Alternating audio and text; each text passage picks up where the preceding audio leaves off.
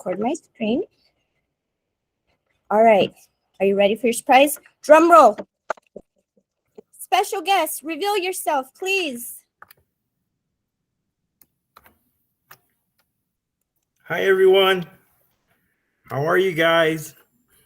I hope you guys are doing really, really well. I miss and love each and every one of you. So I thought I'd share a story with you guys today. So give me a moment. Let me open it up. There. We miss you very much, Mr. Reyes. Thank you. I miss you guys so much. And I hope everybody's, while Mr. Reyes is getting ready, don't forget, your teachers had gotten these cookies yesterday, and they're going to go with your story that Mr. Reyes is reading today. Okay?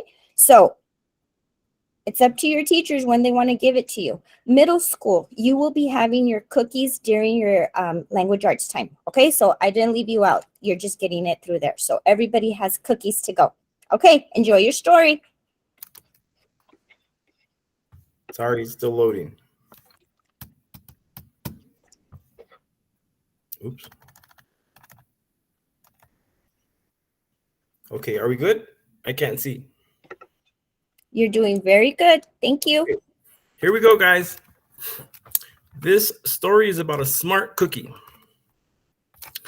which is fitting since you guys were my little cookies. So here goes. It's The Smart Cookie by Jory John and Pete Oswald. So greetings. I'm a cookie. I live in a bakery on a street corner near a river. Come on in.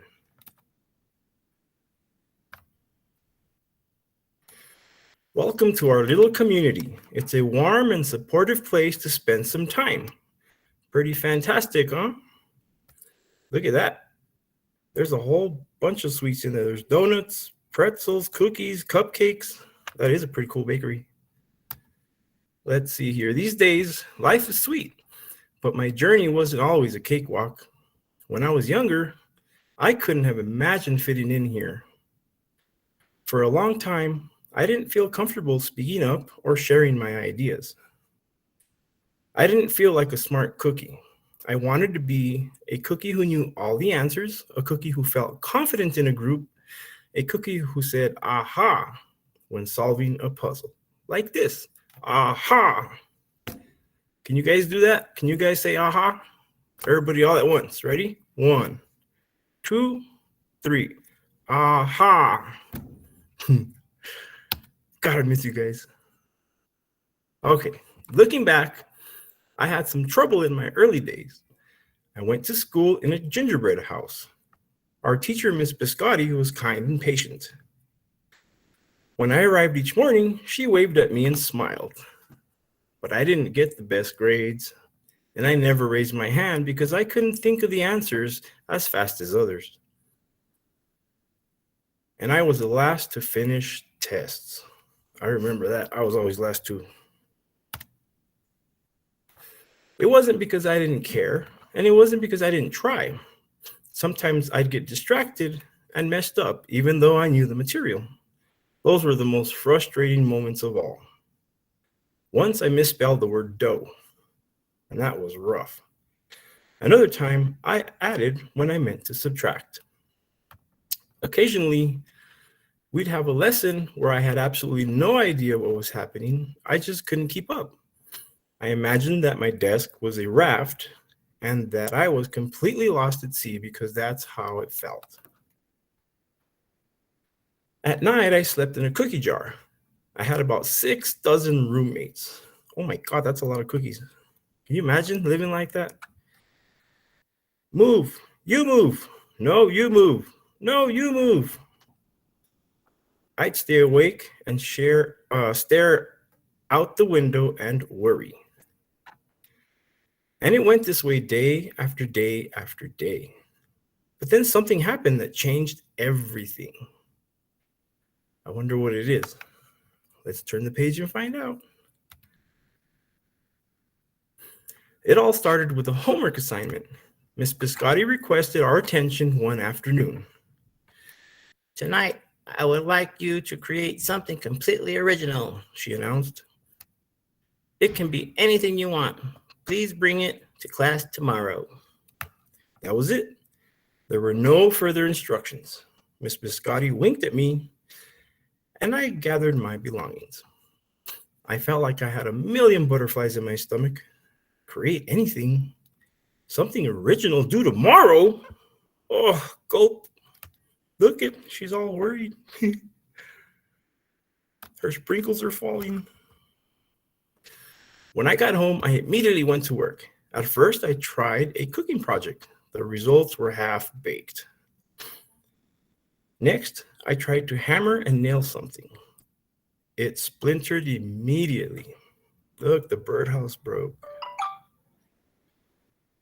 Then I tried making a sculpture. It was a complete bust.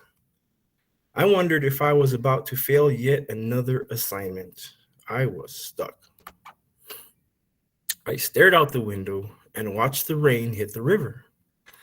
There was something mesmerizing about the water, how it moved in such a chaotic way, swirling around and around, yet ultimately figuring out exactly where it needed to go. Suddenly, I had an idea. I decided to write something original, a poem. Aha! I came up with a title based on how I'd been feeling, My Crummy Days. After that, the rest of it seemed to fall into place. I wrote and I wrote and I wrote. I lost track of time. An hour went by in a flash. Aha, I said when I was finished. I couldn't sleep that night, but it wasn't because I was worried. It was because I was excited. I felt like I had really accomplished something. I felt smart.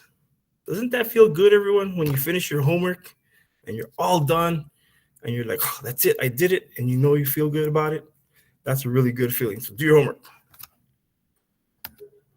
Okay, what's next? The following day, Miss Biscotti asked for volunteers to share what we've created. One kid showed off his original frosting art. Another kid revealed her sprinkle distribution machine. It was neat seeing how everyone was good at such different things. Look, I think that's Miss Olivares writing on the chalkboard. Finally, Miss Biscotti turned to me. Would you like to share anything? She asked. Gulp. I gulped. I thought I'd probably crumble under the pressure, but I made my way to the front of the classroom. I noticed my hands were shaking. My mouth went dry. Oh, she's nervous. This poem is called My Crummy Days, I said, my voice cracking. And then I read aloud. As I spoke, I noticed some kids nodding at certain lines. Other kids laughed at parts that were supposed to be funny. As I built toward the finale, I felt myself becoming more confident and animated. And in the end, everybody clapped and cheered. I promise you this, I'll never forget it. Miss Biscotti was beaming. No one but you could have written that poem, she said. It was completely original. And that's what the assignment was. Aha, I had done it. I had created something and shared it with the world. Well, my world at least. The rest of the day was a blur. By recess, I was already planning on my next poem. I would call it My Sweet Morning. Aha, I thought when I came up with the title. Later that afternoon, Miss Biscotti handed me a note. It said that I should keep on writing, no matter what. That meant so much to me. School was a bit different after that. I wasn't so scared to raise my hand or ask a question or share my work. Sure, some things still don't come as easy for me as they do for others. But now I know that you can be smart in many different ways. You don't have to have the answer to every question or suddenly be great at everything all at once. You just need a chance to try all kinds of things to find out who you are and what you like to do. That's very important. Everybody's good at something. I know that for sure. So you guys figure out what you're good at and keep doing it. What's next? As for me, I learned that I can write and I can think up great ideas. And I found plenty of other things I'm good at too. I no longer feel lost at sea. It's more like floating down a river. And the best part is there's always more to learn because we're all smart cookies. That's for sure. Every one of you is very, very smart. You just got to use it. You are a smart cookie. You definitely are. All of you are wonderfully smart. You guys are wonderful. I love you all. I miss you all. Mwah. And I will see you as soon as I can. Mr. Reyes? Yes, Can ma'am. you do me a very big favor? Because everybody, I'm sure, wants to see a little more of you. Can you stick around for 2 minutes and just tell us a little bit about how your new job is going? Sure. And teachers, please don't forget, you can pin Mr. Reyes to your screen so that everybody, all your students can see him. Marty, can you stop presenting so we could have you full screen now? Yes, but teachers, if you can pin him, and that way he'll be on your screen. Like that. How do I stop? Oh, there is stop presenting. There you go. There you go. Okay, never mind. We don't have to pin you to the screen. You're nice and big now. Okay, can you tell us a little bit about what's it like? What school are you at and what are you doing now? Well, right now I am at Isleta High School and I am helping the SPED department as an instructional aide. And it's very different. It's very different. It's rewarding. I like it a lot. I'm figuring my path through life this way. But I really do miss you all very, very much. And Eastwood Knolls will always be my home. You guys will always be my family. And I don't know, maybe one day I'll go back, hopefully. We'll see. We would all love that very much. Oh, yeah. Once a dragon, always a dragon. Yes, ma'am. Well, guys, thank you so much for spending the week with us. I hope you loved your stories. And I hope you have a great day. All right. Thank you. Bye, everybody. Thank you so much for joining us, Mr. Reyes. We loved it. Welcome. Bye, guys. Bye. Thank